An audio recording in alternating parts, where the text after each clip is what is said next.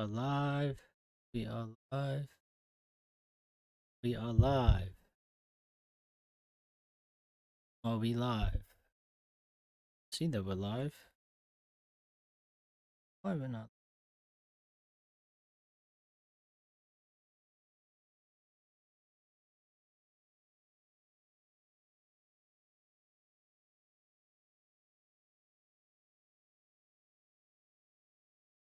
Hello, everybody. Welcome to the Red Devil Experience. We have a lot of updates from Manchester United today. We have Mauricio Pochettino update.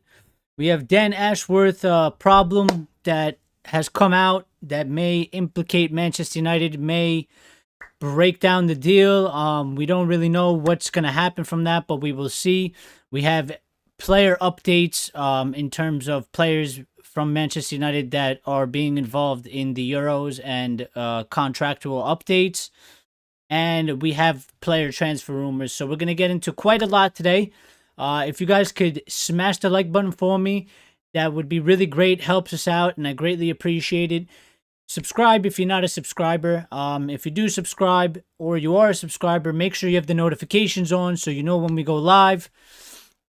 And that's pretty much it. So let's get straight into it. Let's go straight off of the top of the news here.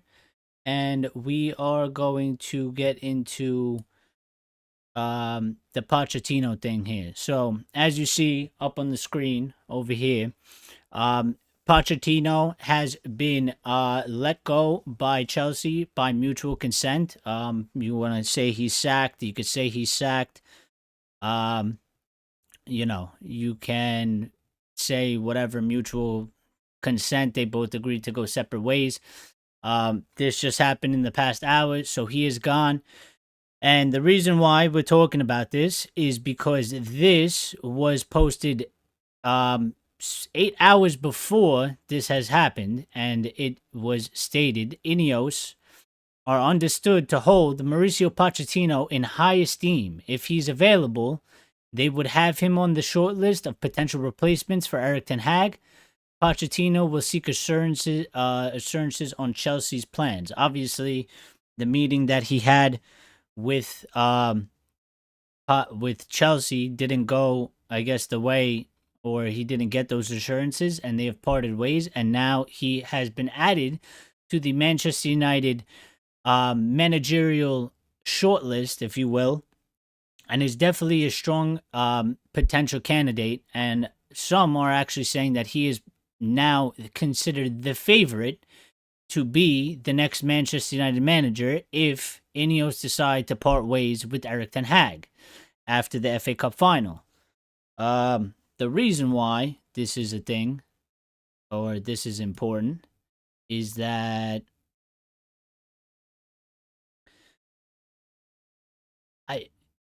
I don't know how I feel about Pochettino. He is a manager that is in some sort of a decline, kinda. Didn't have great success at PSG. Obviously hasn't gone well for him at Chelsea, although to be fair, he did do well to kind of turn it around on the back end of the season and got them into Europe. But I think it was a mistake for him to go there in the first place. I think many people said that.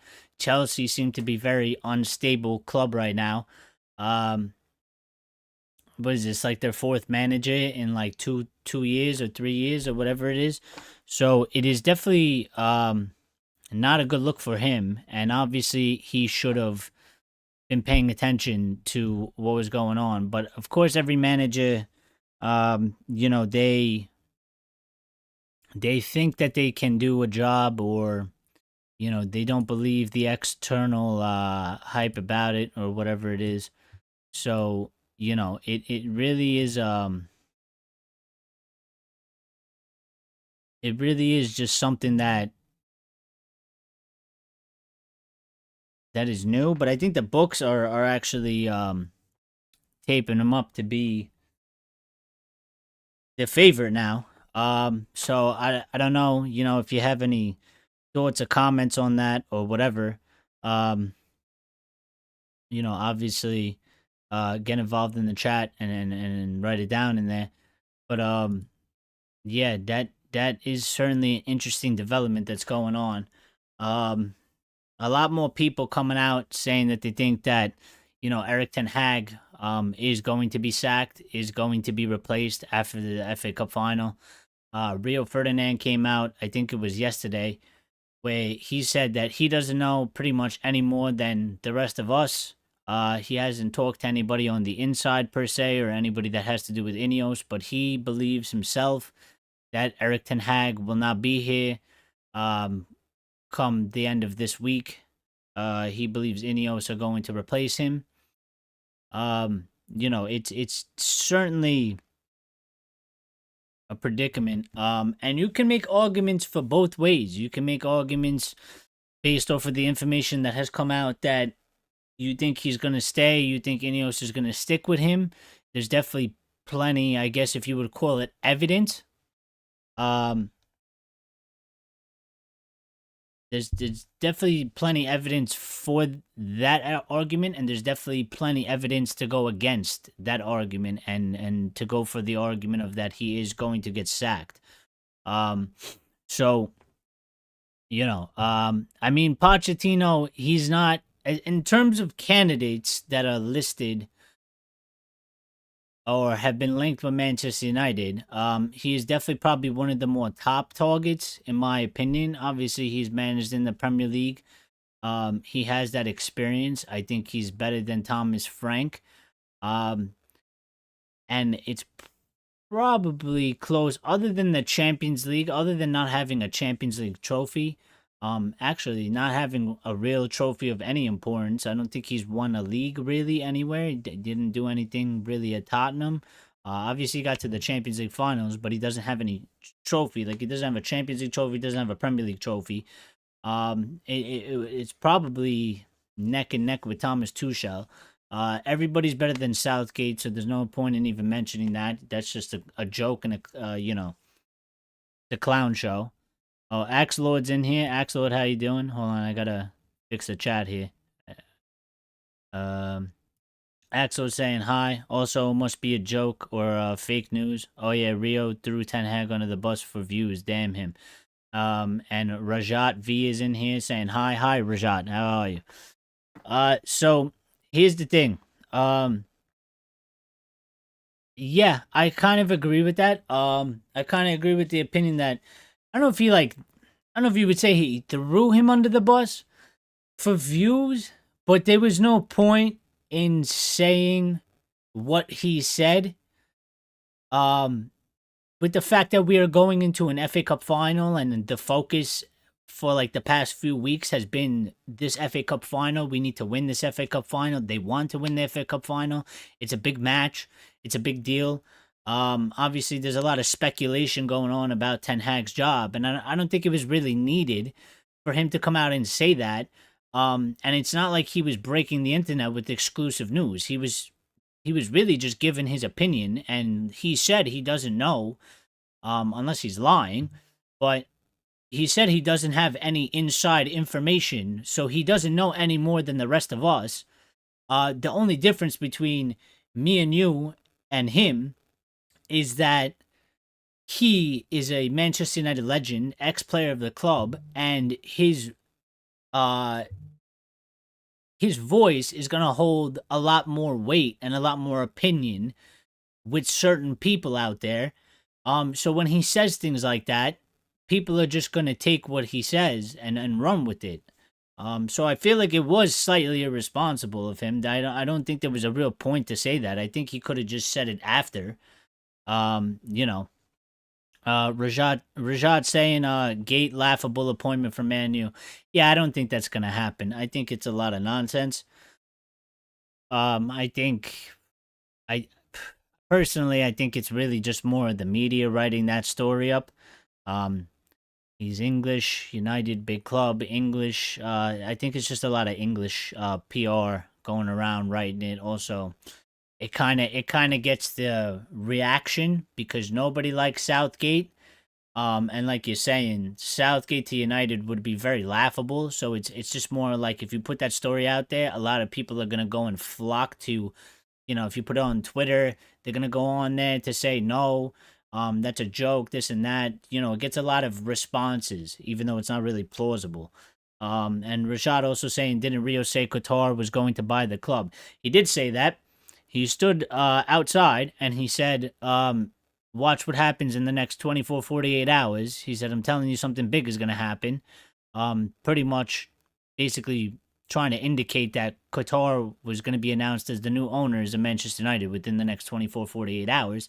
And obviously that didn't happen and he was completely wrong. So I don't know where he got fed that, but Axelord's leaving us. Damn, I have to go now. All the best, people. See you later, Axelord. Thank you for joining us. Make sure you smash the like button before you leave, please. Greatly appreciate it. Thank you.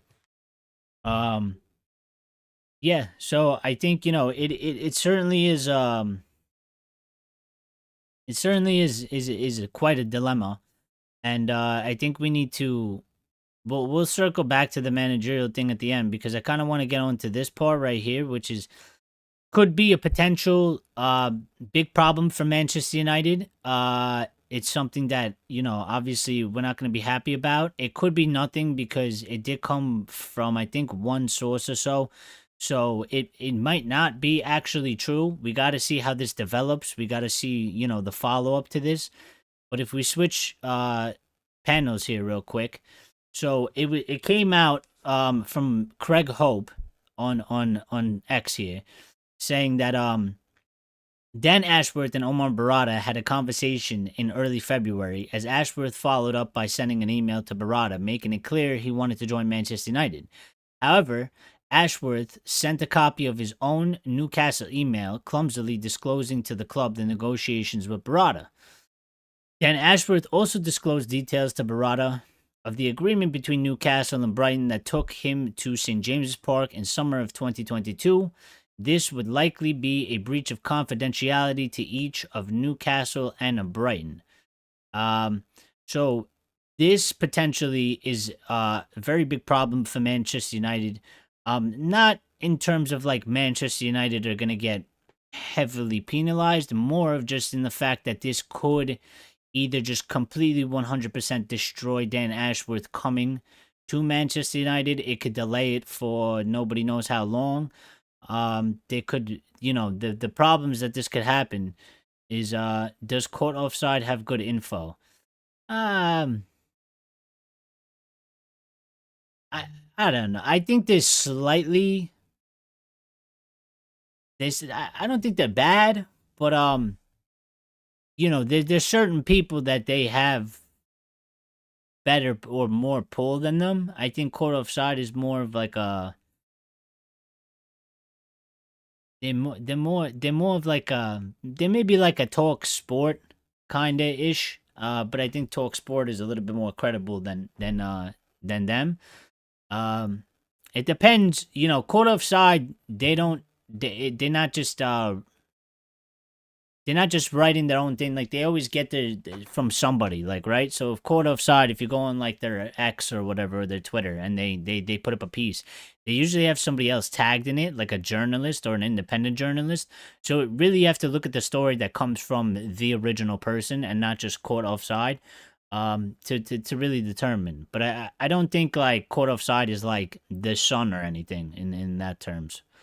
But circling back to this. Yeah, the reason why this could be certainly an issue, as it was alluded to here for Manchester United, Ashworth, and all that, is that for Dan Ashworth, can definitely be and probably will be a breach of confidentiality. Ashworth's disclosure likely violates the confidentiality agreements that he had with both Newcastle United and Brighton. Contracts between clubs and their employees often contain strict confidentiality clauses to protect sensitive information. This can lead to legal consequences for both Newcastle and Brighton could pursue legal action against Dan Ashworth for breaching confidentiality. This would or could result in fines, damages, or other legal penalties. And also, it's just a bad look, professionally wise, that, the breach of confidentiality could damage his professional reputation slightly. It raises questions about his trustworthiness and ability to handle sensitive information, responsibly, which is all fair. How this would go and impact Manchester United is this is why I'm saying it's a little bit less, towards Manchester United. But by receiving confidential information from Ashworth, Manchester United could be seen as complicit in the breach. This could expose the club to legal risks and damage their reputation. We're not really fussed too much about the reputation part as so much as the legal risks. And sorry. And I lost what I was reading here. And the other potential thing could be potential sanctions from the Premier League or the governing bodies might investigate the incident. If they find that Manchester United knowingly received and used confidential information, the club could face sanctions such as fines or transfer restrictions, which I don't think is going to happen. We might maybe fines. I don't think they would transfer restrict us for this, because that was already pretty much. Anything that Ashworth knew about transfers from Newcastle, they were already restricting him from taking those players. And in the general wider sense, I don't think that it would. I don't think it would go that far. Now, for Newcastle United and Brighton, both clubs have the right to take legal action against Ashworth for breaching confidentiality. They may seek compensation for any damages caused by the disclosure of sensitive information. This incident could make both clubs more cautious in their future negotiations and dealings. Yeah, we don't really need to know that.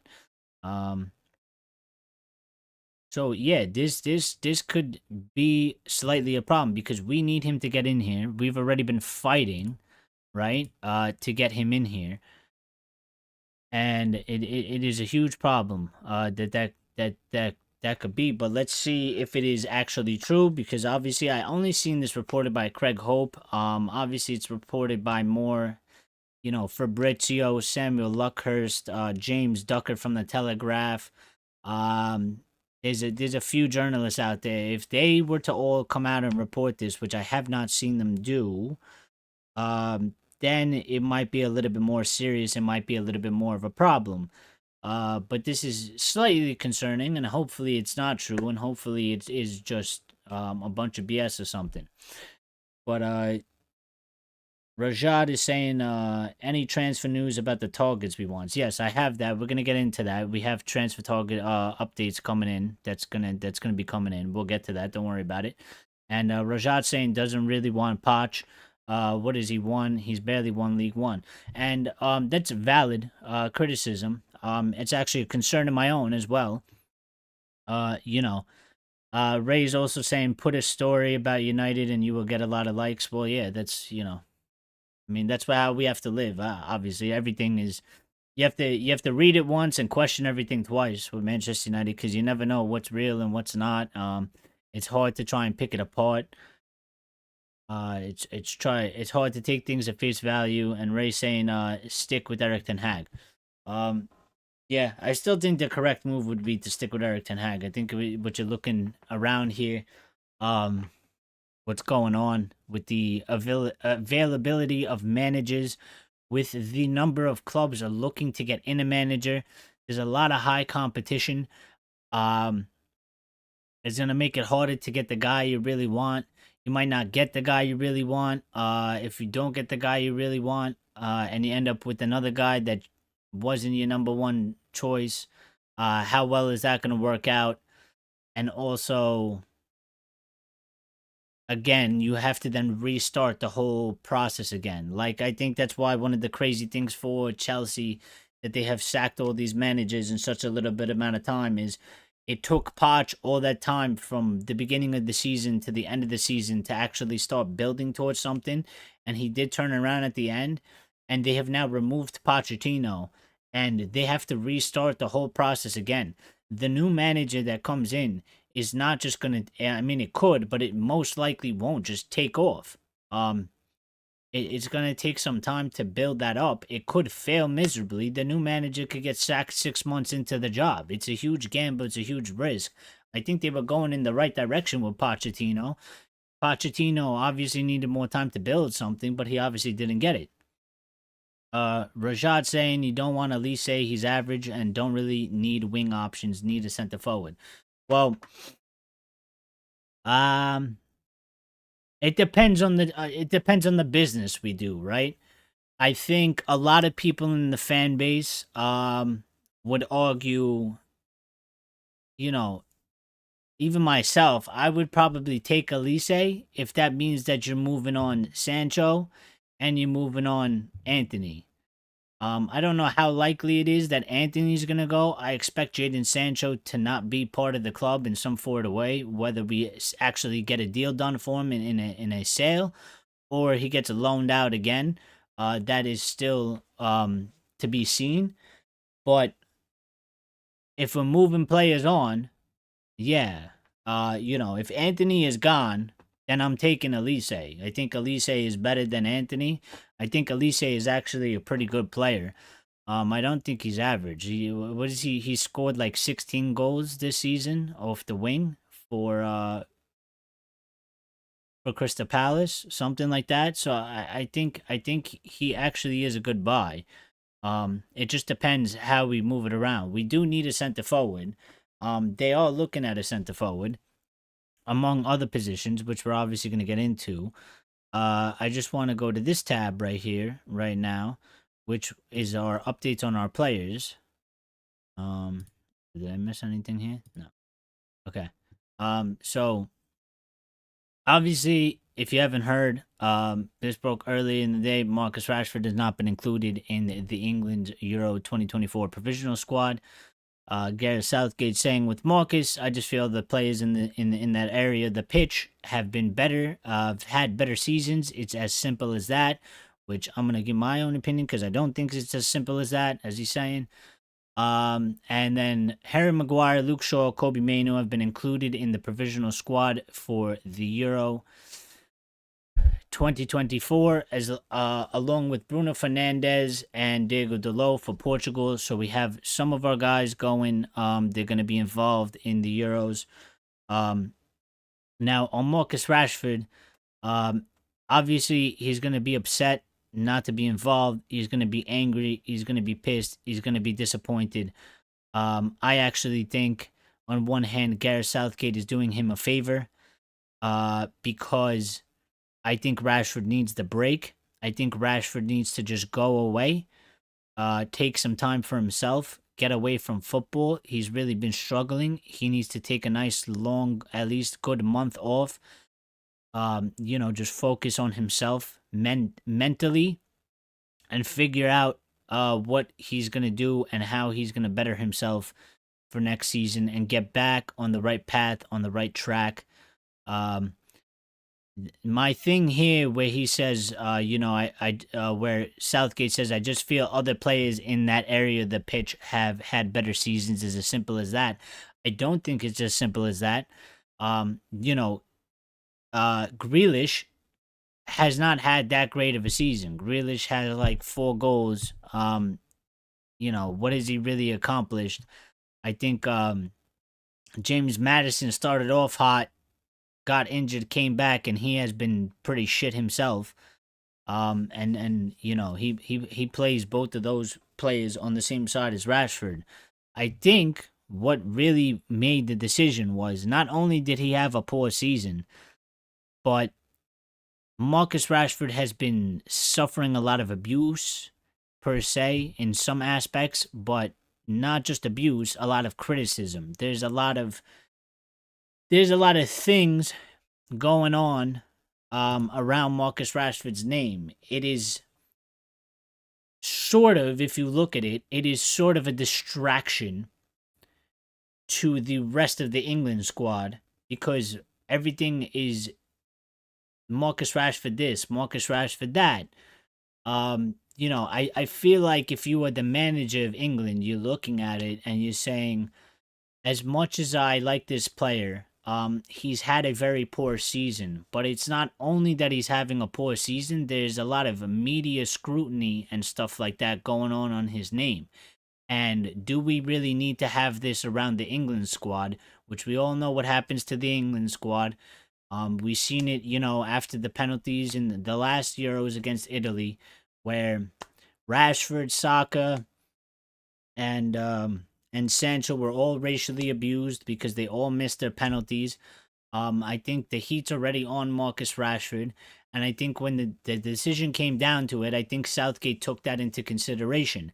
I think he did Marcus Rashford, and probably himself a favor by not mentioning any of that and just basically saying, it's based off of performance and solely performance only. I think it would have caused a bigger problem if he did come out and say, the scrutiny and all that is not a good look. We don't want that as part of the squad. I don't think that would have done any favors for Gareth Southgate. I think it was a win-win for him because people have criticized him on not taking players based on performance and merit. And Marcus Rashford, obviously, everybody knows, has had a very poor season. So it was the easy way for him to come out and say, nope, it's just solely based on performance. He's had a poor season, and that's it. But I don't think that's the case. I think it really is all the media circus that's going on around him, and even people in general, just the public, really having a go at him. And I think, if he went to England and he didn't perform well, it would only get worse, especially at England, because there's a lot of different fans at different clubs that are English fans that show up to the matches. So he would probably rightfully get a lot of abuse, a lot more abuse, and it just wouldn't be good for him. So I think, as much as he's going to dislike it, I think Gareth Southgate is actually doing him a favor, and that he needs to take this opportunity to go and just refocus and regroup and be 100% ready to go for next season. Now, to follow up on that, we do have some sort of an update here with Alejandro Garnacho,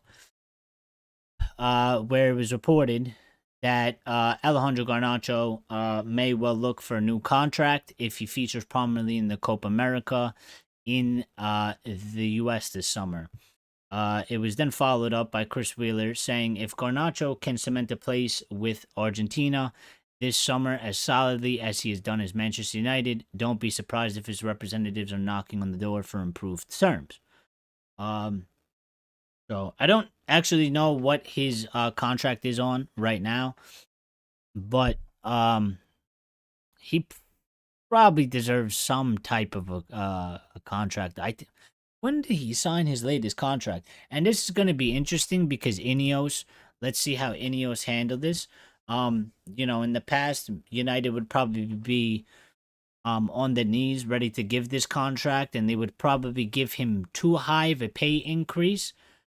So I think for his performances this season, I think for the fact that he's really become like a regular starter, or one of the main starters, and also if he does improve on the international side, I think he would probably deserve some type of an increase in pay. It just can't be too much of an increase. I don't have his wages, I don't have his whatever he's on right now. But it can't be something ridiculous. Like if he's on 100 grand, you can't give him 250 grand. That's ridiculous. You got to give him a slight increase, and you give him a little bit of a better deal. Maybe some incentives in there. Put in some goal targets, some assist targets. He gets paid extra for that. Little incentives, performance-based incentives, I think is the way to go. But we'll see how that goes and follows up on there. Rajat saying, we'll take him if Greenwood, Anthony, and Jaden leave, then 100% Elise can come. Well, I think Greenwood's going to be gone. I think they are, or have been, definitely 100% looking to sell him. Richard is here. Good evening, Richard. It's good to see you. Glad you're here. I think Greenwood's going to be gone. I don't think Greenwood's going to come back. I think there is enough suitable interest in Mason Greenwood out there for him to end up at a different club. Anthony is the one that I have the biggest question mark over because he costs so much. I think his wages are pretty high. And he just hasn't been performing very, very well at all. He's been pretty poor. So I think Anthony, out of those three, is definitely the hardest one to do. How you're gonna get that done and how and what you're gonna do about it are the biggest questions, and we don't know. Um, do they come to the decision that they really want him out of the club? They need to move him on.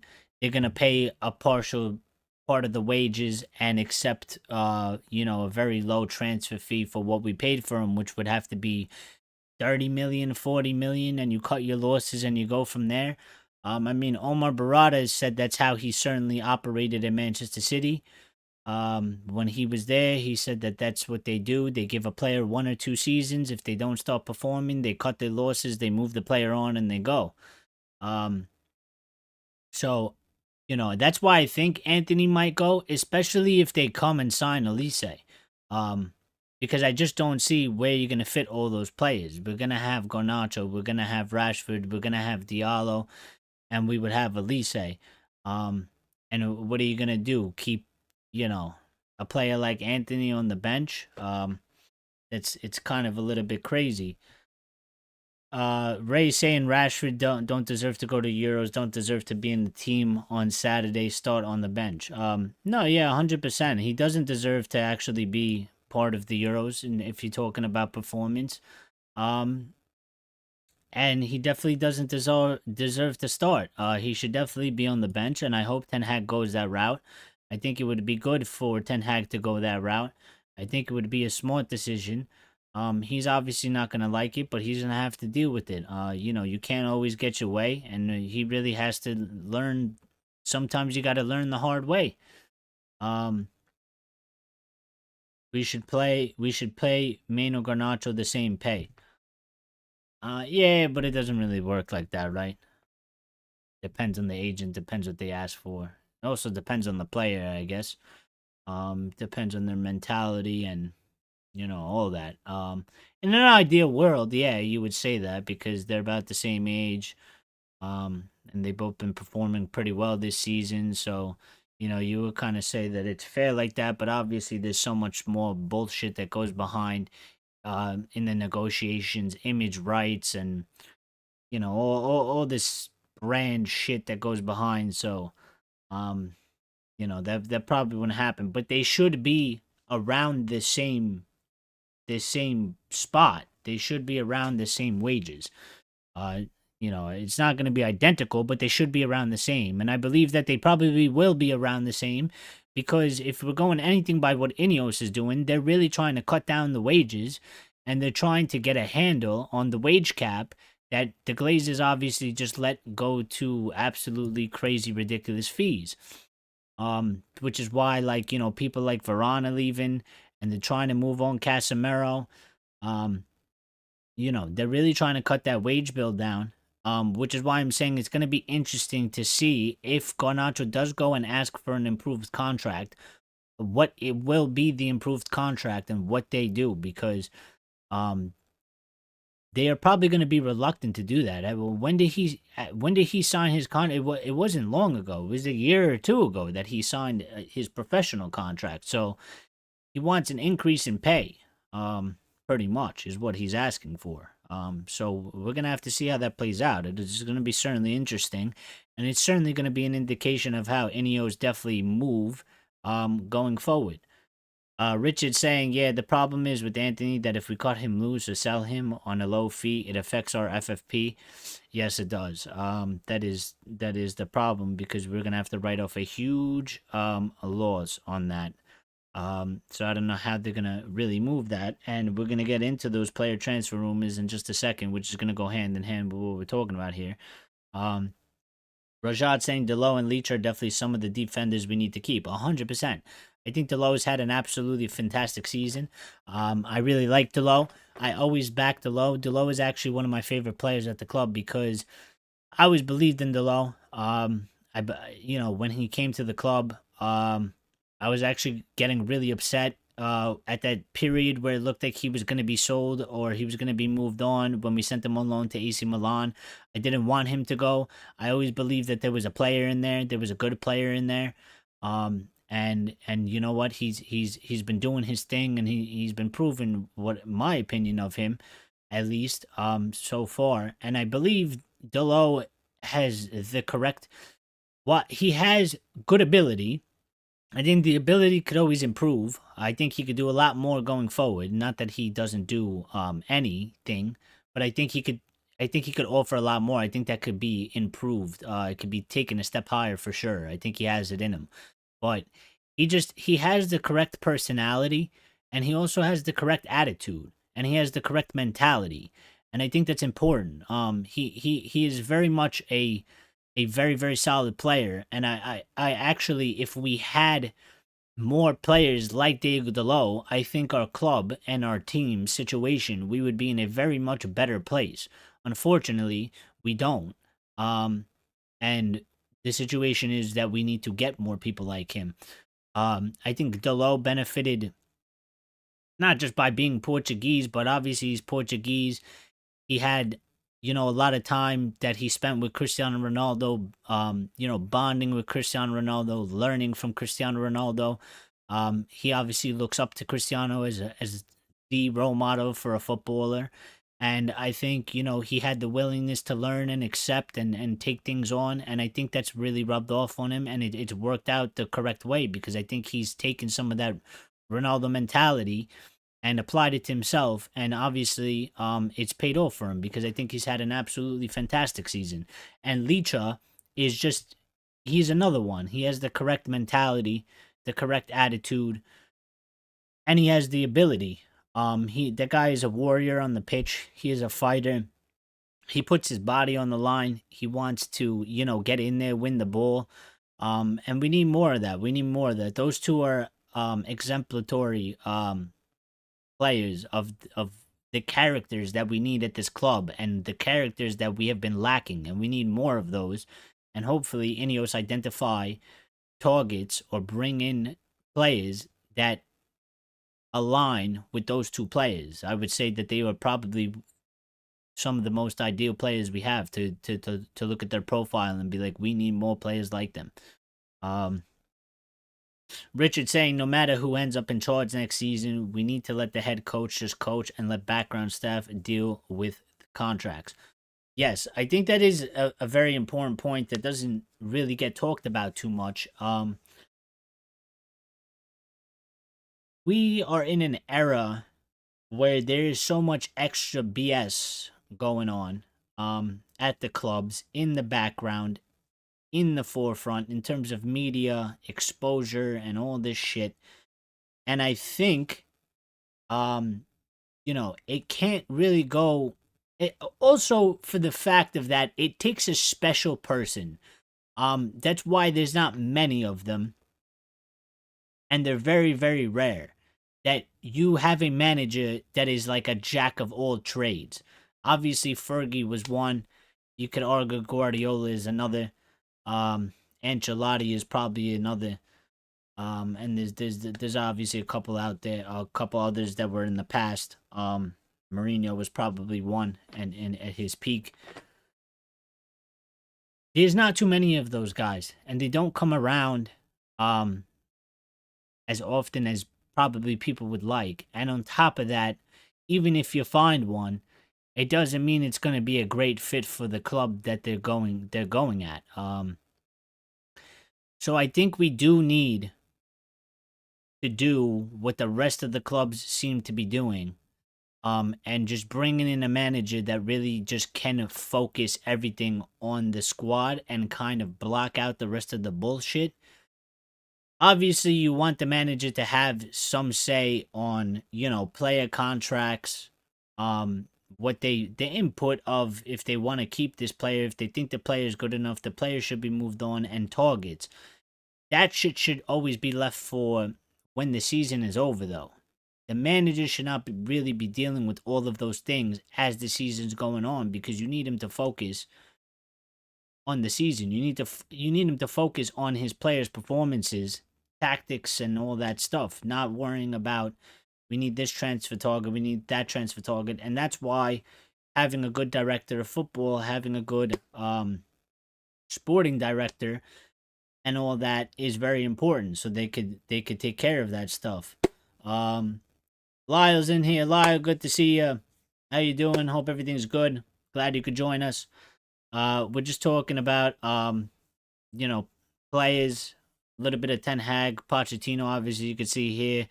Um, he's gone from Chelsea. And this was reported before he was gone from Chelsea that he is seen high on INEOS's list. Ray saying I like the low. Need a few more players like him. We do. Um, so let's segue into this right here, which is going to be a lot of Chris Wheeler stuff coming out today. So INEOS, this is something small and it's not that huge of a deal, but it's things that we've done. INEOS will look to structure deals rather than making one-off payments, something that has was seen in the previous regime. So it's just like a good little footnote of INEOS are not going to be paying cash up front for these players. They're going to continue to do deals like basically every other football club does. Now the only problem is that we have about, I believe, 400 million because we are $1 billion in debt. We have about 400 million. Oh, there's a lot going on, Lyle, today. But we have about 400 million in debt from money that we owe for player transfers that we have not paid yet. Some of the players that we owe money on aren't even at the club anymore, and we haven't paid off their total transfer fee, which is crazy. On top of that, the 600 million that the Glazers put us in debt is also still there. So, I will catch you guys up in a second. So, we are about $1 billion in debt. We have 400 million that we need to pay off on players. That's obviously spread out in payments, which is a problem. But this is something that we need to just keep an eye on because that is the correct way to do business. You do not pay upfront, one-time fee, all the money up front. That would not work. Obviously, FFP and all that. It would be crazy. The point of that is, the point of that would be, we cannot be doing stupid deals, paying 100 million for players that we then, like an Anthony, 80 million, and they turn into complete flops, and then we have to sell them for 30 million plus their wages are out of control. So that's just a little tidbit there, right? But let's get on to the transfer targets here, and we have Manchester United are expected to sign 2 center backs this summer. Jean-Claire Todibo, who has been linked with us since last summer, and Torsen, who has been linked with us multiple times already so far in the past at least month and a half, are 2 potential right-sided targets. We might end up getting both these guys depending on, who ends up leaving the club. And we're going to get into that in a second because there was an update on something important about the transfer budget and how much we have and what's going to lead to that. But also on the same side, we also have Manchester United interested in Michael Olise and RB Leipzig striker Benjamin Sesko, but a defensive midfielder will be the next priority once they have strengthened in central defense.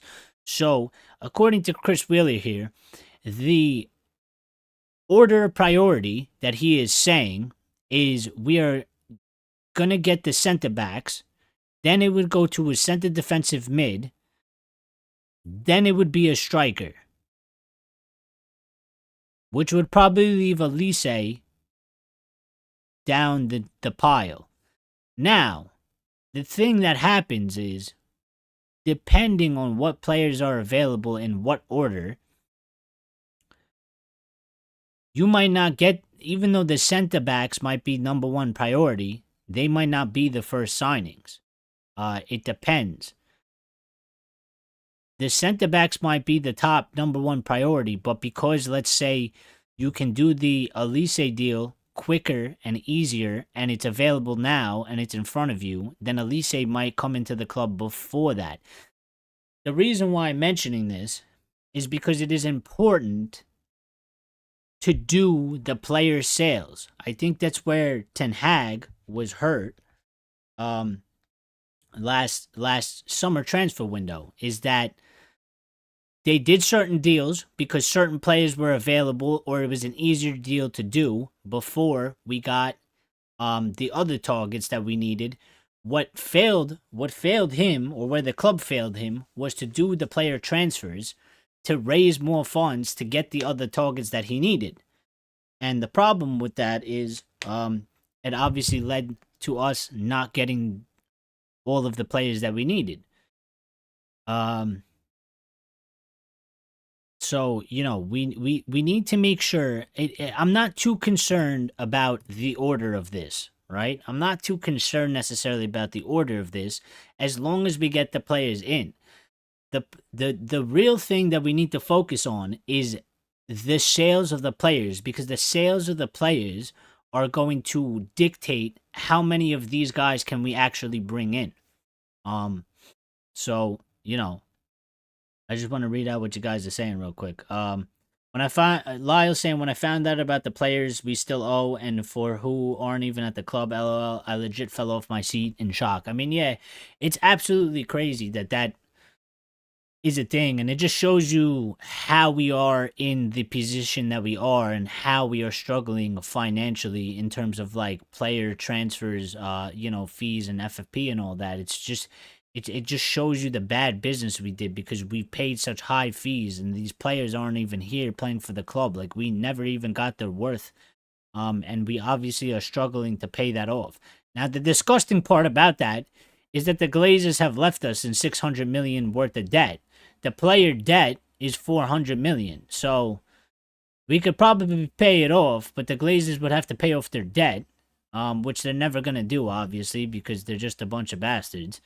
So, I mean, if we were 400 million in debt, we would be fine in terms of player transfers. It's the fact that it's the 600 million plus the 400 million, which has left us in about $1 billion. And, yeah, it's terrible. Lyle saying Torsten is just good business. Yeah, I agree. Premier League proven, free transfer. I think you got to get him in. I think that's a small move. You know, and he has decent ability, so why not? Whether he's a starter or he's a squad player, I think it would be a good addition to the squad. Ray saying we have to start moving on transfer in and out. You snooze, you lose. Well, to that point, it was reported that United are already working on these transfers, and we are going to see significant movement, supposedly, as soon as the FA Cup final ends. We are supposed to see significant movement. There are people that have inside sources, or claim to have inside sources to the inside of the club, that are saying that they expect to see these certain deals move very quickly. Obviously, the players that are involved in the Euros is going to be a problem, and those deals are probably going to take longer. But Elise, if I'm not mistaken, is not in the French squad, so his deal could move fairly quickly. Torsen, I don't believe, is involved in the Euros, and Jean-Claire Todibo, I'm not sure if he is, but if he isn't, those deals should move quickly. So, anybody that's not in the Euros, I expect the deals to be done quick. Anybody that's in the Euros, obviously it's going to take a little bit longer, because the players are a lot more reluctant to discuss their future. They don't want to be distracted when they are playing in a tournament like that. So, that's why I'm saying the order of the deals might not necessarily matter in terms of priority, or what you think the priority is. It's more of, can we sell the players to get the funds so that we can bring in at least like 75%, if not 100%, of the targets that we want and need at this club. Lyle saying, I saw Braithwaite against Arsenal and he impressed me proper. Well, there's an update on Braithwaite and we're going to get into that. And Lyle also saying, plus Elise has a release clause, which could be quick deal too, unless there is room for negotiations. Yeah, and somebody put out, one of the journalists, the credible journalist, saying that while Elise does have a release clause in his contract, it's not just as straightforward as paying the release clause and negotiating a contract. They said it was a little bit more complicated than that, but there was no follow up to that. So I don't know if that's a bunch of nonsense. I hate when they do things like that. It's like you tell us one piece, but you're like leaving us hanging and you're not giving us the rest of the story. If you know it's complicated, why can you not explain the complication of it? Why can you not extend the story? Which is why I think it's either complete bullshit and they're talking out of their ass and they don't really know what they're saying, or yeah, pretty much. Or it's truthfully, and that's all that's all they know. But it leads me more to believe it's more of just a bullshit story. Um, so to follow up on Braithwaite, here you go.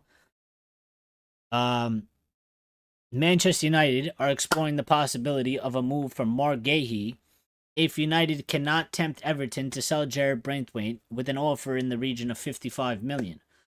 So Gahey is also now another target from Crystal Palace. Crystal Palace might end up getting a lot of money from us at this point if we end up getting Elise and Gahey.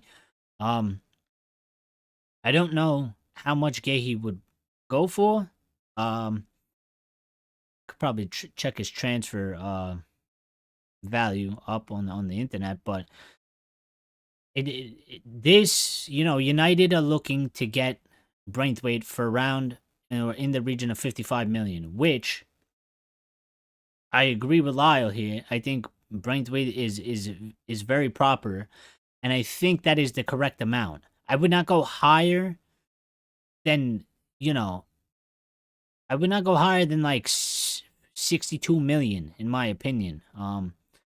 I don't think you would pay more than that. I think paying more than that when you can get Gahey and then you can probably get Tadibo and Torsen. There's 3 center backs, but Braithwaite is a brilliant player. You know what I mean? So I think it's interesting, but I think it's good that we have multiple options. Another one, the problem is, Ray's saying here, we always put ourselves in an awkward position, take too long to decide what to do. We don't even know who is going to be the manager. How can you get players in? Well, you can get players in. You can get players in based on the fact that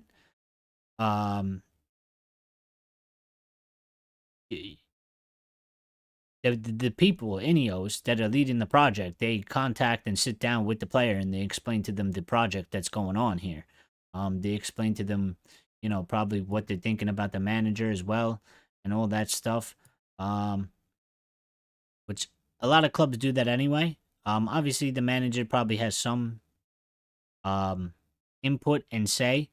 But as of right now, they are operating in a way that Erik ten Hag is still the manager. They've been preparing with Erik ten Hag, so has been reported. I think you have to just keep the business going as usual until you make a different decision. So if he's sacked and he's moved on, if they're in a position where they would have to do interviews for a new manager and really sit down and speak to the candidates, and it takes them another 2 weeks or so to do it, or 3 weeks, obviously that might delay some things. If they're not in a position and they already know what they're doing and they already have a full plan and they sack Erik ten Hag and then they announce the new manager quickly after, you could move forward with that. But I don't think it's that big of a deal as it used to be when there is no manager. I think the way football moves now, if you are part of the club, you work at the club, and you're in charge of the club, you can sit down with the player's agent, and you can give them and sell them, a project, and explain to them what the vision is for the club. Again, we are entering a period of football where the manager is not as important as they used to be. While the manager obviously is still important, they are not the be all and end all. You see this example at many different clubs. Real Madrid is one. I think Barcelona used to be one before they completely messed up their club and had a bunch of financial problems. Bayern Munich is one like that as well. Um, there is a certain philosophy, a certain ethos, a certain plan, a certain idea, a certain identity that is at the club. The manager obviously has to fit that and then has to influence his own personality, style, idea, and philosophy that kind of matches the club, and he puts it on the players. If you sack that manager, you go for somebody that has something similar to that manager or the club. So the manager kind of is a little bit less important than it used to be, because it used to be the manager's idea, the manager's ethos, and all that. So you know, what are you guys saying here? Lyle saying a release clause with complication makes no sense. It's there to be triggered unless there's an expiry date, like Kim and Jay. Yeah, exactly. That's why it was kind of a stupid story. Like as far as I know, because I've never heard of it. If the player has a release clause, the player has the release clause. I don't understand unless they put something in there that it's like a release clause strictly for like outside of England, and then there's a different sort of release clause or process for any Premier League club, which is a possibility, because in real life you can technically put anything you want into a contract between a player and club. So they could put some type of a crazy weird clause that nobody has ever put in there, and the player or the player's agent could have agreed to that. But obviously we will find out, and I don't think that's the truth. I think he really just does have a release clause, and it's more about paying it and then seeing where he decides to go, because I think there's a couple other clubs that are interested in him. But yeah. Oh yeah, what Lyle asking what's the status of the Heineken delivery for Richard's Heinekens, because he's got all those Heinekens coming. All booked for Friday. That's good. At least they're coming. Um, yeah, have a couple for us. I'll have a Heineken with you at some point. For sure. Now there's a lot more transfer news, so get ready for this, because there's been quite a couple things here. So it was also stated here, if you could see up on the screen. Let me get rid of those. Manchester United is reportedly interesting in signing Juventus midfielder Adrian Rabiot. This is not the first time he's been linked with us. This year has obviously been linked with us previously. Bayern Munich and Aston Villa are also showing interest in Adrian Rabiot. There are also discussions about the potential signing of Borussia Dortmund's Ian Matheson for 35 million release clause. And don't worry about the last part about Marcus Rashford's inclusion. That's not important. We already talked about that. That Ian Matheson guy is a pretty good buy. He has a 35 million release clause, and if I'm not mistaken, but he's another winger, right? So, if we're looking at wingers, I'm telling you, and there's a deal to be made there probably with Sancho, and this Matheson guy, Matson. Sorry if I'm pronouncing his name wrong. Adrian Rabiot, I'm still not sold on that guy, and I don't think he has. I still don't think he has the correct attitude, personality, or whatever you want to, whatever. I think all that baggage that surrounds him, is kind of concerning. And I don't know how I feel about him on a player. He would come in as a free, so I wouldn't be surprised if we do it, considering our financial problems that we have going on here. So we need to see. He's saying Guernsey is available on a 15 million pound release. Lyle not happy about the Rabiot thing, reminding him of Frankie De Jong. We need younger players. We need a balance too, as well, though. Again, it also depends on who's staying and who's leaving, right? Like if you get rid of Casemiro, Rabiot's on a free. The problem I have with Rabiot, and the problem why Rabiot might not actually happen, is because if we're putting twos and twos together, Rabiot is on a free. Rabiot's mom is his agent. Rabiot's mom is a crazy woman who wants like 300,000 a week for her son's salary. INEOS are obviously not gonna want to pay the guy 300,000 a week. I don't even think they want to pay him 200,000 a week. So there could be a potential issue there, and I think there's actually a very good chance that that doesn't happen based on the wages, unless he accepts not getting paid all that money. If we sell Casemiro, Scott McTominay has moved on. Amrabat's going back, and he's not staying. Maybe Rabiot is not bad in terms of he's an experienced player, but I would still go for we need another player then. Christian Eriksen, I expect to be sold as well. We have to have a good mix of young players and some experienced players. Obviously, I would take more of the younger players because you can build the squad out that way, and it should develop nicely over the next few years. But it is what it is. Ray's leaving us. He's got some things he's got to do before the sun goes down. We'll catch you later, Ray. Thanks for tuning in. Make sure you hit the like button before you leave if you didn't. Appreciate it. What are you guys saying? Rajat saying at 17.5 or 18 million, Gursay will be out. Richard saying Rabiot does not impress me. Matheson does. Yeah, I think Madison's very good. And I think 35 million is a good price for him. Especially in today's market. And this is what I'm saying is something that's very important. It's like, look at the comparison. I have no problem taking Matson for 35 million and bringing him to the club, right? If he fails, he fails. It's 35 million in today's market. That's like nothing. If he fails, he fails. If he flops, he flops. You move him on. He's a young guy. You could probably, obviously the price would maybe go a little bit down because of, if he's not playing well or performing well. But you're not going to take a huge loss compared to the players that we signed on stupid, dumb transfer value, and the wages as well. Sancho and Anthony are both prime examples of that. We are going to take huge losses of them. They have not performed to what we needed them to perform to. And they're on stupid wages. So, I don't have a problem with getting a player like a Madison. If he fails, he fails. If he does good, he does good. I think he has potential. He's a young guy. And if it doesn't happen, it doesn't happen. I don't really, it's more of the big transfers that is a problem, really.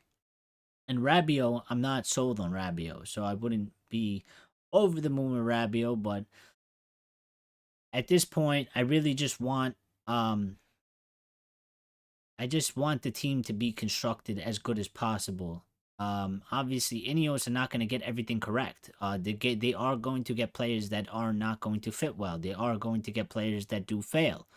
The main important thing is to minimize the risk of those failures by protecting the club with the amount you paid for them and the amount you're paying them. Yeah. So, Garrissay would be a good backup to Rasmus. Experience up front could help his development in midfield, though we need a proper balance. Yeah, we do. And I don't know. Because I didn't see that story for Garrissay. So, has he actually been linked with us, or is it just that like he's available on a buyout? Because I haven't actually seen that story.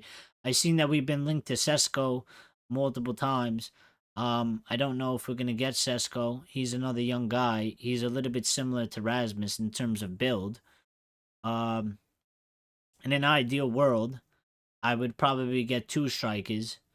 Another young guy and an older player, probably around 28, 29.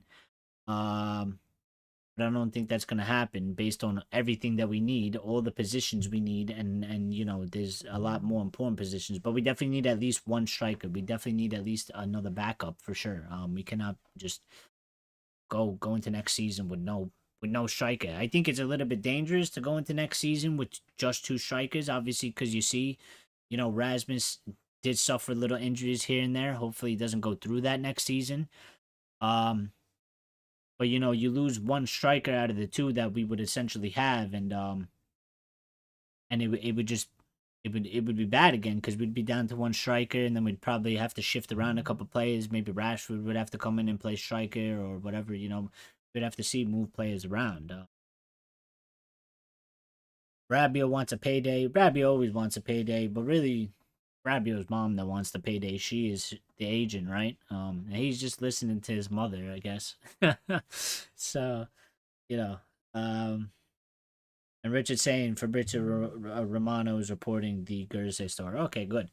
That's good. I didn't see it. I must have missed it. But obviously, if Fabrizio's reporting, it's always reliable because Fabrizio's probably the most reliable person out there. I have more updates. Here you go.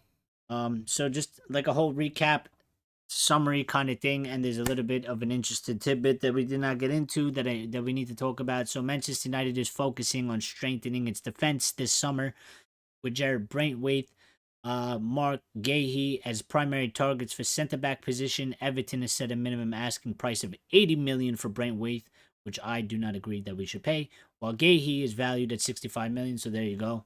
There's the value for Gahey.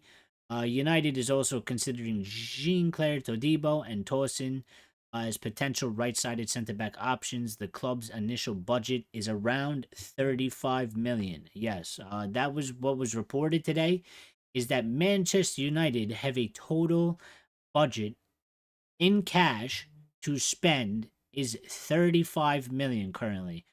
I actually think it's higher than that. I think this is a little bit exaggerated. I don't think it's only 35 million. I think that's a little bit crazy to say we only have 35 million. But as they go on to say, but they plan to raise funds through player sales and are open to swap deals. Additionally, United is interested in Michael Olise, Benjamin Sesko for the midfield and forward positions, respectively. Everton is eyeing Davison Sanchez as a possible replacement for Brentwaite. So there's a lot to take in there. Now, obviously, the club having an initial budget around 35 million is very concerning, although I think that is heavily exaggerated. I cannot imagine that we are in that such bad of a position that we only have 35 million. I think we have close to 100 million. I believe so. Now, obviously, getting hit by the fact that we are not in Europe might have lowered the budget a little bit, but I still think that I think we have well over 35 million. I think 35 million is crazy. I don't know how or where they're getting that figure from. But for argument's sake, let's say that we do have 35 million. This is why I'm stressing that the players' sales really need to be the best part of the transfer window this summer. The player sales is going to be absolutely key in signing any of these players that we mentioned here. To get any of these players, to get Brentwaite or Gahey or Todibo, or obviously Torsen is a free transfer, so that shouldn't be a problem. Olise, Sesko, any of these players, the players' sales is going to be absolutely key. And it really depends on who we sell. McTominay is straight profit, pure profit. That's very important. Mason Greenwood is pure profit. That's very important. If you sell both, if you sell McTominay for 30, you could sell, and you can somehow sell Greenwood for 40. That's 70 million pure profit. And that helps out massively in getting the players that we need to get. Obviously, Varane is going, so you can argue saving his wages off of the books. We really have to offset the loss of not being in Europe. with more player transfers. So I think we are going to see a lot of players go. I really do believe this. And it will be probably the first time in quite a long time at Manchester United that we've done this. Richard saying, I seen this story, but it's a bit of a contradiction because the same reporter also named 4 players we were likely to sign. And Rashford would be clear profit. Rashford would be clear profit as well. I just don't think anybody's gonna give the money that INEOS would be willing to accept to sell Marcus Rashford. Also, if I think about Sir David Brailsford, I I think Sir David Brailsford is the type of person to look at a Marcus Rashford and be like, and look at his record of seasons and be like, look at the inconsistency. And I feel like Sir David Brailsford is a person that would pick Marcus Rashford and be like, there's maybe something I can work here and I can try and improve this guy to going from a light switch player to being consistent. Um, and I just don't think there are clubs that are willing to put in the number one, they have to pay the money that he's on. Um, and I don't think they're going to do that. And I don't think they're going to pay the transfer fee as well. And I don't think Rashford would be willing to take a pay cut. And I think Rashford is very reluctant to leave Manchester United. I don't think he wants to leave Manchester United. I don't think he really wants to leave England. So I don't think it would happen. Not at least this season. Maybe next season, if things really go bad for him, they don't improve, he might consider leaving. I don't think he wants. Lyle saying player sales is going to be crucial. It would be super sad for McSauce to leave. I still feel there's a baller there that would help us, but if he goes for a good price, then so be it. Yeah, I think he needs to go. I think McTominay is not like a bad squad player to have, but I feel like we could certainly do better as well. And it just also doesn't like McTominay's best position is obviously playing where like second striker almost, if not striker. And the problem is that doesn't really fit with the current squad we have. It's like almost one too many extra players. But I guess like as a backup on the bench. But I mean, we really need to get the player sales up. We really need to get the money up. So I would absolutely sell him. I would absolutely sell him. Especially if we want to, build the project that we're all asking for and go in the direction that we need to go. I think, there's other players out there that have more ability than McTominay, that you can get that can provide a lot more to the club than he has. Obviously, he's had a pretty. His season's a little bit mixed. I feel like the performances on the pitch as a whole, in terms of like being a midfielder and dictating play or just playing as a midfielder, hasn't been great. But he's been very important in the fact that he's had very big impacts on a lot of matches by scoring a lot of important goals. So for me, it's like a mixed feeling for McTominay. His performance 90 minutes hasn't been great, but he does have a big impact on a lot of matches throughout the season. So it's a little bit tough, but I think he definitely needs to be moved on, in my opinion. I would move him on if I was in charge, and I had the decision to make, and there was a correct, like if somebody came and they offered me 40 million for him, I'd move him on, absolutely. I think it's just the proper thing to do. Going for the future, we're going for the future. If we're building something, we're building something. We got to move people on. But we have a lot of midfielders that might be going. I mean, you look at it, Casemiro, Christian Eriksen. Why can't I think of people now?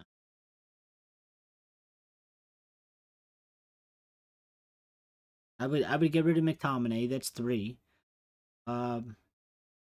Amrabat's going. That's right, because I forgot he's alone. So it's 3 to 4 midfielders could potentially be gone.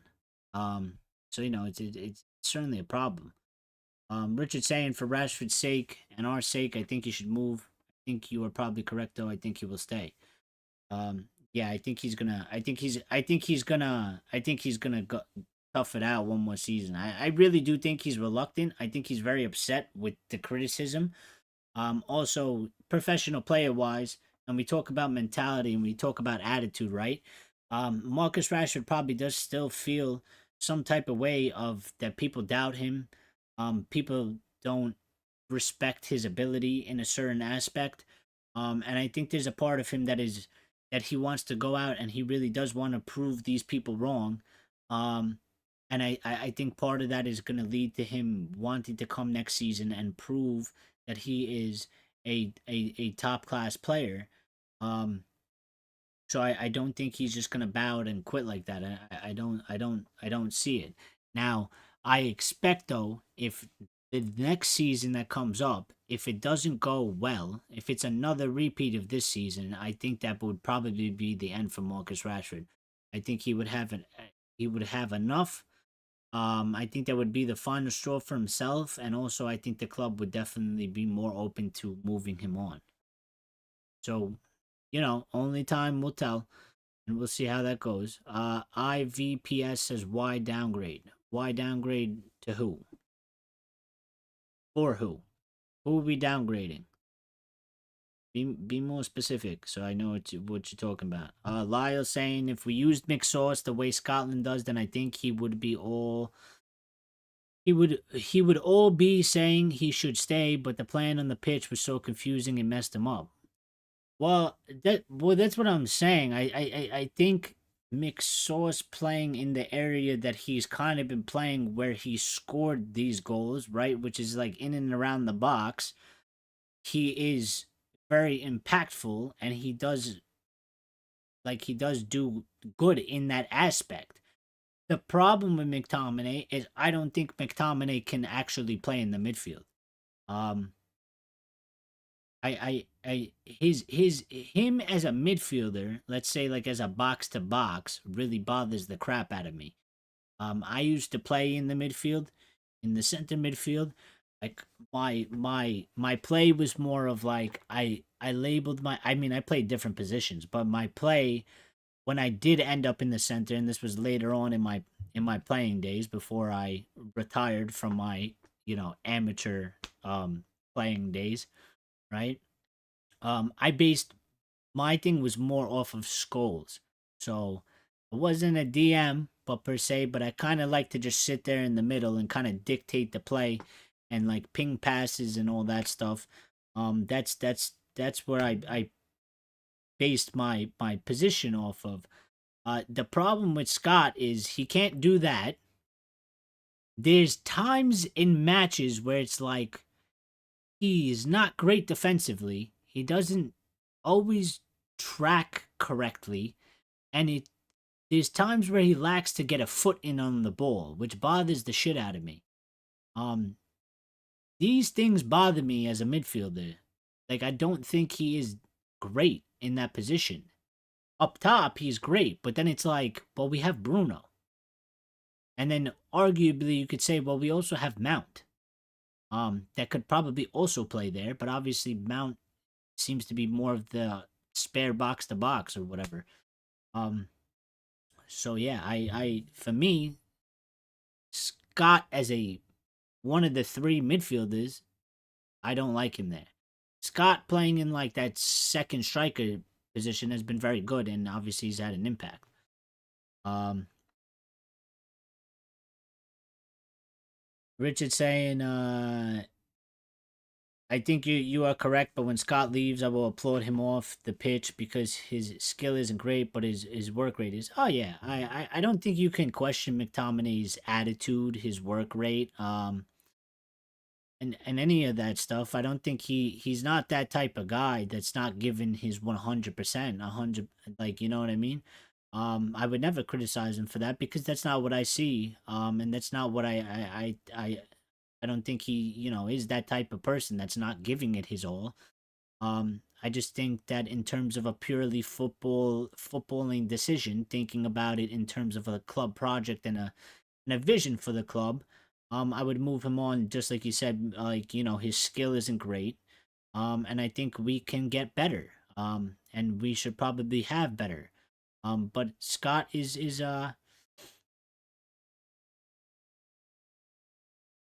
I think Scott is, he's a hard worker and he loves the club. But at the end of the day, we are also not a charity. And we need to do what's best for the club.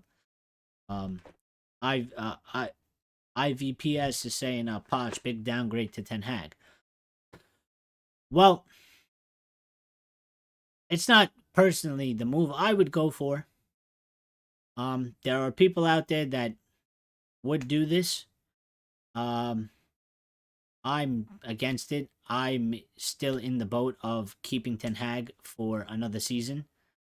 Um, Now there are issues with that. I'm telling you, this is a mess because like when you think about it one way, but then when you stop and think about actually all of the different aspects, it is a sort of a headache and an issue. I mean, there is the perspective, there is the view. Keeping Ten Hag for one more season, Eric Ten Hag might want assurances. Eric Ten Hag might be asking INEOS, hey, if we're moving forward, I want a contract extension. I don't want to go into next season with 1 year on my contract, my job definitely on the line and all of that. The media is going to pile it on. The pressure is going to be extra hard. I don't need all of that shit. If you think I'm the correct manager, then give me the contract and let's move forward. If not, then I will probably go my own way and you can go a different direction. That's one possibility. He might not want to go into next year with 1 year left on his contract. As for the things that I've mentioned, that it doesn't provide the most it doesn't provide the best look in terms of stability and strength that you're like actually backing this manager. You will go into a season where the manager does only have 1 year left on his contract. That could affect the players and everybody else that's working inside of that club. We could have an awful start to the season. It could be terrible. The players could just give up on him right then and there and be like, listen, you're basically halfway out the door anyway. You don't even have a contract extension. You're done at the end of this season.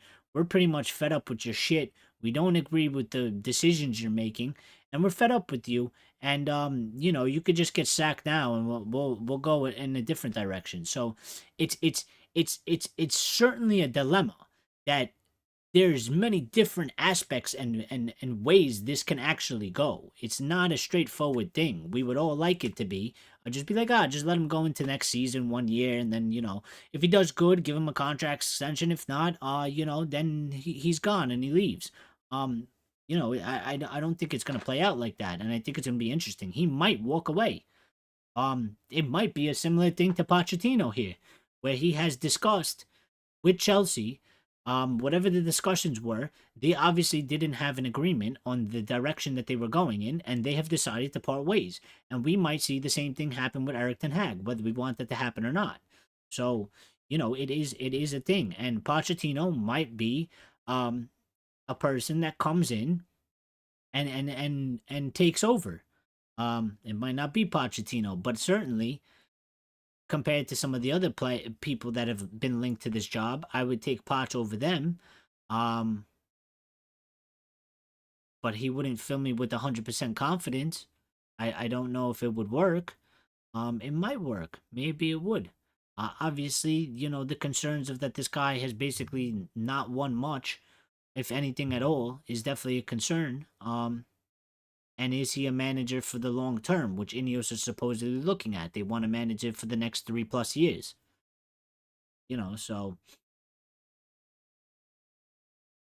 Lyle's saying, I like Poch, however, don't really think he is a downgrade, but he is a downgrade to the plan because we are going to have to start all over again. Poch would need 4 seasons at least to get something.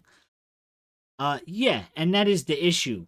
That is necessary. That is pretty much the issue. But at the same time, and while I agree with you, Lyle,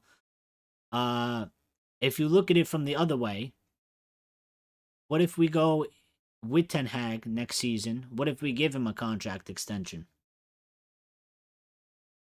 What if it goes really bad? What if we end up in 8th again? What if we don't end up in Europe? What if we, be just as bad, or if not, like slightly maybe a little bit better? What if they decide after that to then sack him after they gave him the contract extension because they're like, this shit isn't gonna work? You know, in terms of technicality, we would have just spent one extra season delaying the inevitable of having to start all over again. Um, you know, so while I'm not disagreeing with you, I'm just trying to look at it from a different perspective as well. Is that the fact that like, we might end up in a situation where we have to start all over again anyway. Um, and some people would certainly argue that we probably should start all over again because we have a new regime in charge with a new plan and a new idea and all this stuff. So some people would argue that we should absolutely start all over again. Um, but I don't know. What is the correct and actual decision? Obviously, everybody will have their own opinions, but uh, nobody knows what the actual right outcome is going to be on based off the decision you make. Only time will tell with everything. Richard saying, I remember a time when the only question you had to ask a player was, "Do you want to play for Manchester United?" Um, to be fair, Richard, that's probably a question. That's probably the first question we should be asking. Still, anyway.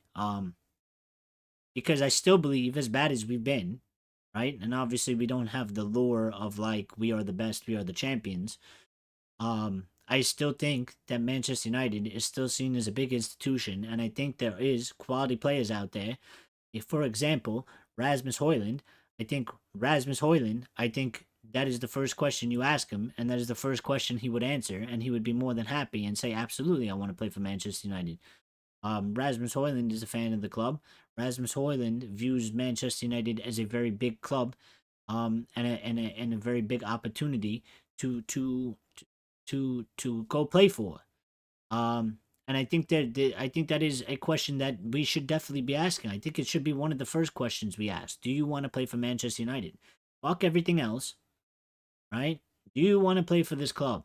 How much do you care about this club? Do you respect this club? Does this club mean something to you? I think there are players out there that they view Manchester United how we view Manchester United in terms of that it is a big institution, it is a historic club. It is a great honor to put on that shirt and play for Manchester United and represent Manchester United, and it is a global club for a reason.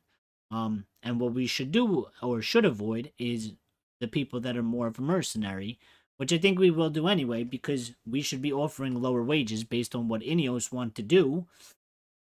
And if that's the case, those mercenaries really shouldn't be coming to Manchester United anymore to get the payday because they're not really going to get it, right? Uh, Richard saying the thing is, INEOS have to get this right because believe me, the supporters will be judging them 100%. And as we should, and as they should, they have to get it right. They have to do. And listen, I'm open for a little bit of leeway here. I think some people are going to be extreme. I think some people are going to be, whatever. They're not going to get everything right. It's almost impossible, and I think it's unfair to be like they need to get 100% of everything right. They can't make a mistake. They're going to make mistakes. The problem is the things they get right needs to outweigh the mistakes, and the things they get right has to be a bigger majority than the failures. Like they need to get, in my opinion, probably a good ratio would be 75% success rate and a 25% failure rate. That's more realistic in my opinion. There's no way that they're gonna get like 90% of the shit right. It just doesn't happen. Nobody does. Not even Manchester City and Guardiola. Look how many players they bring in and that they were total failures. The only thing that they did right was they corrected their mistakes. They accepted that it was a fucking shit buy. They took the player and they moved them on immediately. So they corrected their mistake. So that's another important aspect. When they do make a mistake, are they going to be able to correct it? And if they do, how quickly do they correct it, or do they actually correct it? In terms of that, that's something that also we should keep in mind as well.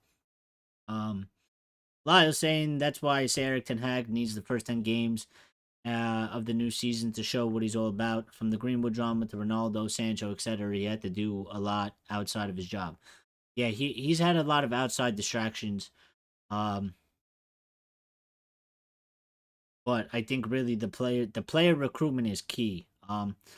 Obviously, the outside distractions or the extra distractions that Ten Hag has had to deal with does not necessarily help him.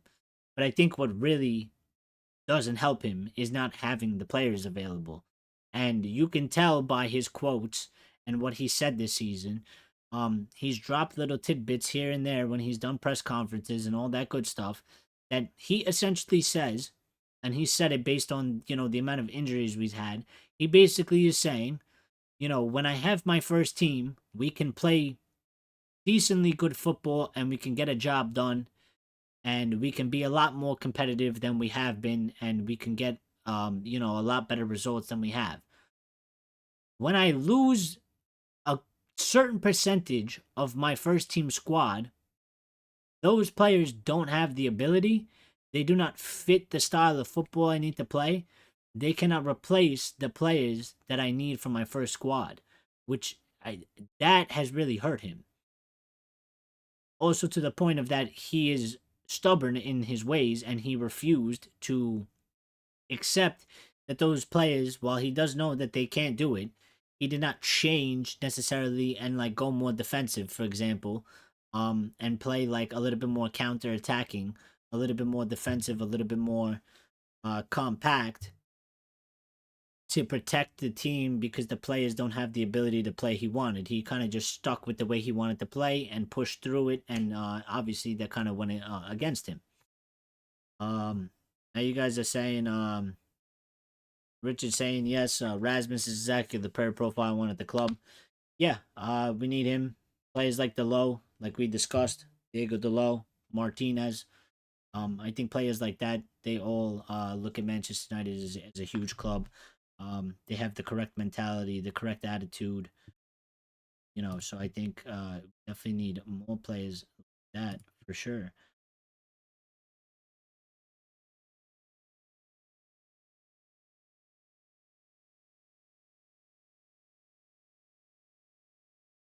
Anyway, what else you say?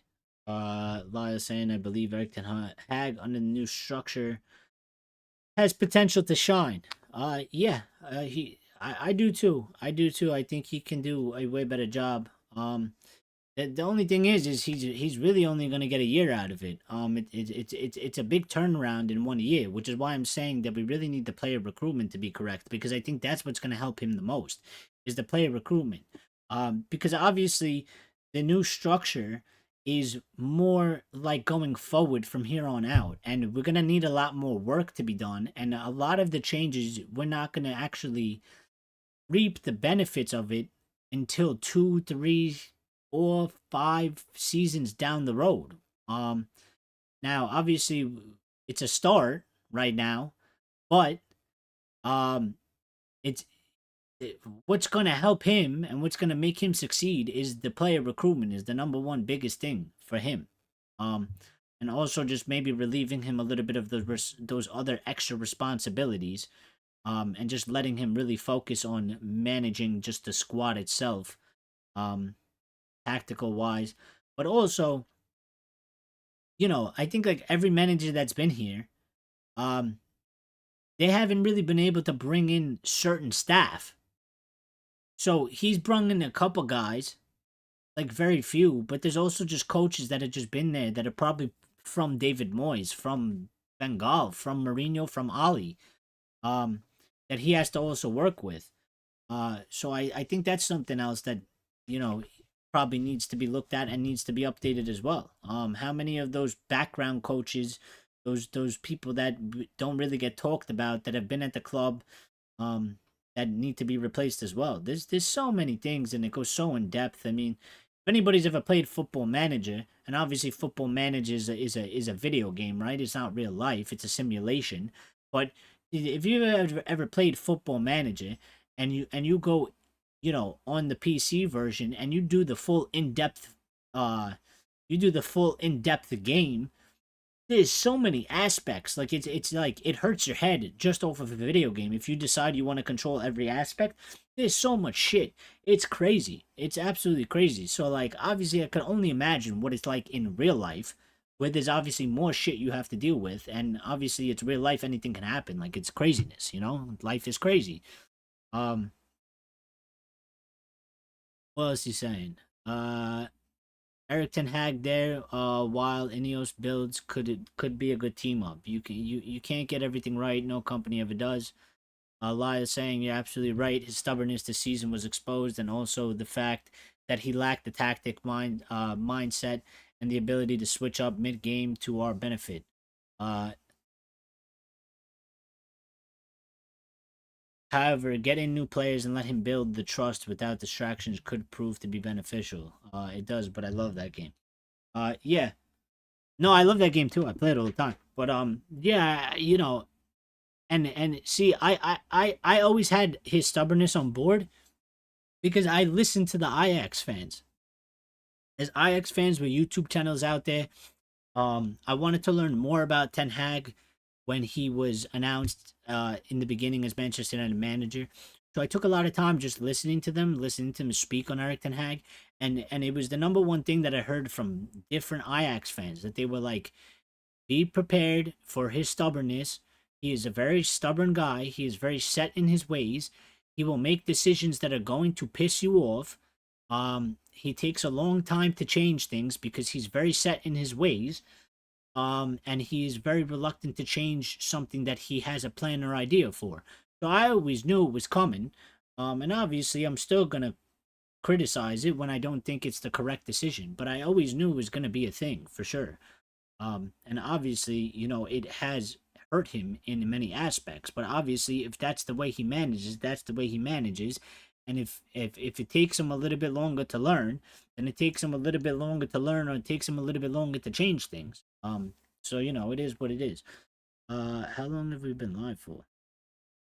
Hour and 37. All right, let's just clip this real quick and then we'll end it because this has been fantastic discussion. I absolutely love it. Um,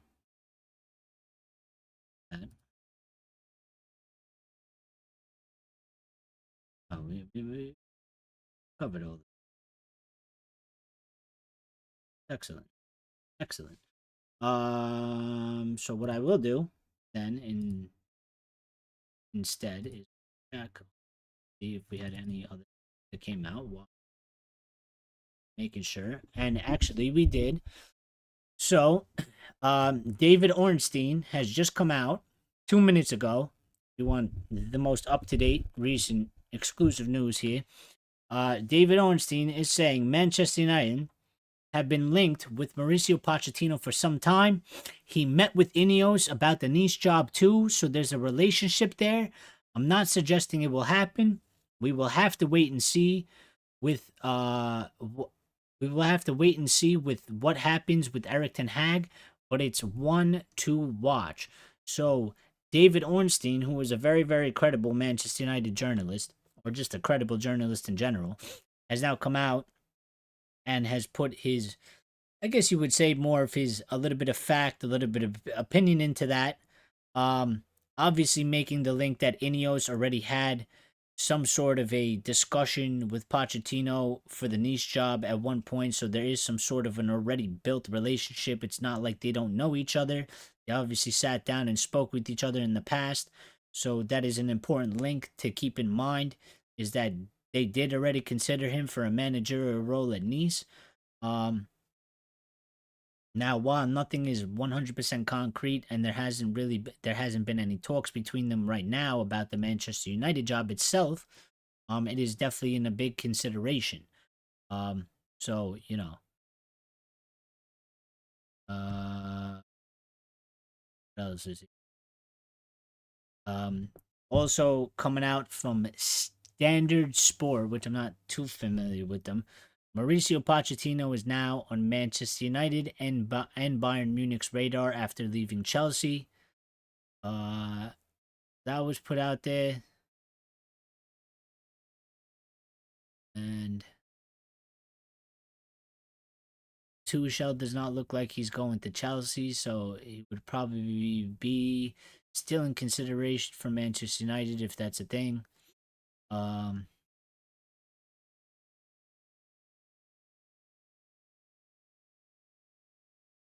Lisandro Martinez should be back to full fitness for the FA Cup final. He's going to start in the FA Cup final, so that's very, very excellent. Good news to hear. Anything else that I see here? See outlook here. Yeah, Bruno, Lisandro, Rafael Varane, all seem to be set to start in the FA Cup final on Saturday, so that's good shit. And hopefully, they can play all 90 minutes because we need them 100%. My whole thing for the FA Cup final is Varane and Leach center back, move Casemiro into the defensive mid, and play Menu and play Bruno and play Garnacho, Diallo, and Rasmus. One thing about that is, though, that keeps hitting the back of my head is that I feel like Ten Hag might be crazy enough to not start Rasmus and play Bruno in the false nine and go with the false nine again. I don't know if that's the correct decision to do. I don't know if that would work. Would probably be a good gamble, I guess. Some people would be uncomfortable because I think everybody just wants us to put out our best lineup in the normal lineup that we are used to. But I don't know. I feel like that is definitely certainly a possibility that could happen. Is that he might go down that route.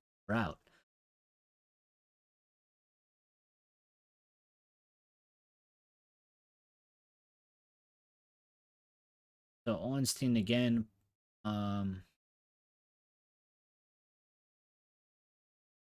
Ornstein again, just saying, I'm sure that now he's available. He will be in the thinking of clubs like Man United. Clearly, it's one to watch. United faithfuls saying it's not happening, but sacking Ten Hag for POCH would be a big mistake.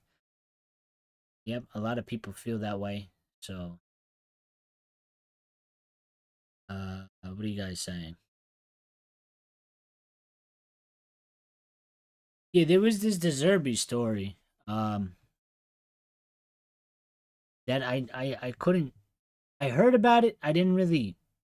I didn't find it, so I didn't like read through it. But from my understanding, is that like, so Brighton have agreed to like a gentleman's agreement, if you will, that for 5 million compensation they're gonna get paid.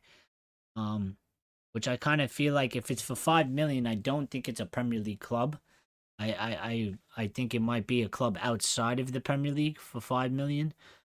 Because I just really do feel like if it was a club inside of the Premier League and he was going to a club inside of the Premier League, they would demand the 10 million because it's basically a direct competition. And it could affect your club negatively. You know what I mean? And it could impact your season when you have your former manager is going to go up against you now. So I feel like it's probably for a deal outside of the outside of the Premier League, and also to that fact as well. Um, Other than like the football that he plays, I don't think he's anything better than Ten Hag. I don't think he's done anything better than Ten Hag. I think he's also had a very poor season. Um, I don't think it's a I don't think it's I don't think it's probably the right decision that De Zerbi would come in and Ten Hag would go. I just don't. And do we, do we have the players to play in the way that he wants to really play? I think Brighton do an excellent job in recruitment. I think Brighton do the correct thing. I think Brighton have a certain aspects of players that allows them to play a certain way. I mean, you see the way Graham Potter played. You saw how De Zerbi picked it up. They played very similar ways. Why is that? Because the club set up, not because necessarily the managers. You know, he's saying De Zerbi is most likely going to end up at Barca. He's a young player manager, and they have a strong academy. Richard saying that he doesn't rate him. Richard saying the false nine worked though. No, I know the false nine worked. But will it work against City? You know what I mean? Will it work against Manchester City? I don't. That is the question. It could work against Manchester City. Obviously, if we go with it, I hope it does work. It could fail. Again, City very good in possession of the ball. They are excellent at pressing. I think when we did play the false nine, I think we were a little bit more lucky that I think the pressing against us wasn't as good as Manchester City's press, and that's where I get concerned. But you know, we'll see how it goes. I mean, if he decides to go with the false nine, I'm not going to be necessarily mad. I'm going to go with the flow and see how it goes. You know what I mean? So, for everybody that's watching, if you guys could please smash the like button for me, it really helps us out. Thank you to everybody that's already smashed the like button. We greatly appreciate you. Subscribe if you're not a subscriber. If you are a subscriber, make sure you have the notifications on so you know when we go live. Everybody that's tuned in here and had this beautiful conversation, we greatly appreciate you. I'm going to read you guys out. Richard said he smashed the like button. Thank you, Richard. I know you always do that. Lyle always does it as well. Before we get out of here, just going to read off what you said. De Zerbi would not be an upgrade. Yeah, I agree on that. And I think we have to try something different against them. I think also, it's also a thing too. I think definitely we have to try something different against them. Ten Hag has to come up with a plan to kind of stun City. And Pep Guardiola, obviously, we know how they're going to play. They're going to play the way that they always play. They're going to play their football. So we need a plan to kind of disrupt that and kind of stun them, because I think Guardiola is going to prepare in a certain way where he expects certain things from us. And I think if we switch it up, it's a little bit of a better of an element of surprise. But at the same time, we have to consider the fact that the players need to be comfortable and they need to understand their jobs if you're switching it up. Because otherwise it will totally fail. Like smash. Thank you guys. I appreciate it. I'm gonna get off because I need to eat some dinner. I'm very hungry. I didn't eat anything yet. It's 6:20 p.m. Over here. But thank you for joining. Thank you for getting involved. We will see you sometime during this week. Today's Tuesday, right? For me, it's Tuesday. So we'll probably get in another live before Saturday. What day it's gonna be will most likely be either Thursday or Friday, unless some crazy news breaks. And then obviously we're gonna have to go live on the fly, on the fly, on the notice there. But other than that, we'll see you. I appreciate you guys tuning in. I appreciate everybody that liked the channel. I appreciate everybody that subscribed or is a subscriber. Thank you guys for being here. It was a really good stream. Very good conversation today. I thoroughly enjoyed it. And I'm going to catch you guys on the next one. So thank you. Have a good night, good evening, good morning from wherever you're watching. Take care of yourselves. Stay safe. And we will catch you on the next one. So we will see you later. Thank you guys. Appreciate it.